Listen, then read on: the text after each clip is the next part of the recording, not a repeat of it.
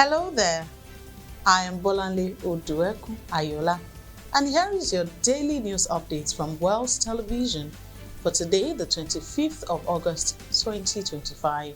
President Bola Tinubu has arrived in Brasilia, Brazil today, calling for renewed diplomatic and economic cooperation between Nigeria and the South American country.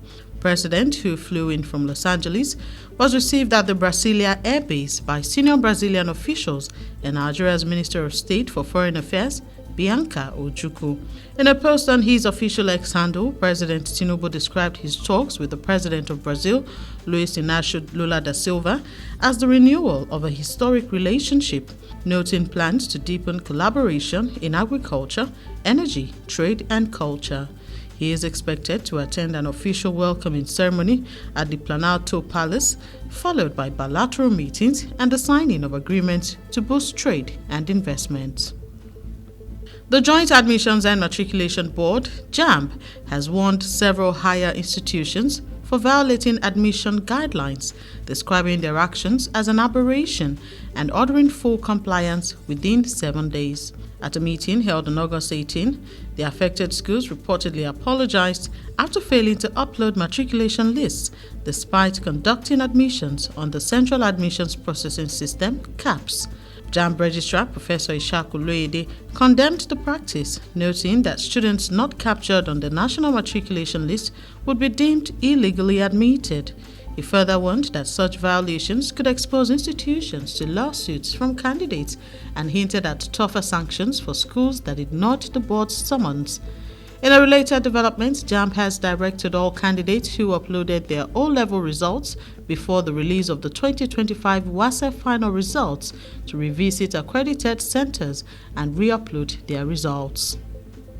The Academic Staff Union of Universities, ASU, has issued a stark warning of a possible nationwide strike if the federal government fails to release overdue salaries and promotion arrears immediately. Speaking at a press conference in Jos, ASU President Professor Christopher Piwona accused the government of betraying trust through repeated delays and unmet promises. Professor Piwona condemned the proposed Tertiary Institution Staff Support Fund (TISSF), a loan scheme for academic staff, as a dangerous distraction from the real issues, including frozen wages and unfulfilled agreements. He also criticized the unchecked expansion of universities as diluting resources and weakening educational standards. In addition, ASU raised alarm over the DARE pension situation, saying that retired professors are surviving on as little as 150,000 naira per month. Meanwhile, ASU has signaled its intent to stage rallies across campuses next week as a warning shot. If its demands go unmet, a strike may be inevitable. The National Drug Law Enforcement Agency, NDLEA, has arrested a widow who attempted to smuggle cocaine into Nigeria by faking pregnancy. NDLEA officials at the Murtala Mohammed International Airport, Lagos, intercepted the woman, identified as Ifeoma Francisca, shortly after she arrived on an Ethiopian Airlines flight from Addis Ababa. During screening, officers became suspicious of her protruding belly, which was later discovered to be a carefully crafted disguise. Concealed inside were 87 wraps of cocaine weighing 1.7 kilograms. According to NDLEA spokesman Femi Babafemi, the suspect initially tried to mislead officers by claiming she was heavily pregnant. However, further checks exposed the illegal substance hidden beneath her clothing. Investigations revealed that Francisca, who lost her husband 2 years ago, had been lured into the drug trade by a cartel promising her financial support. She is now in custody and will be charged in court after investigations are concluded.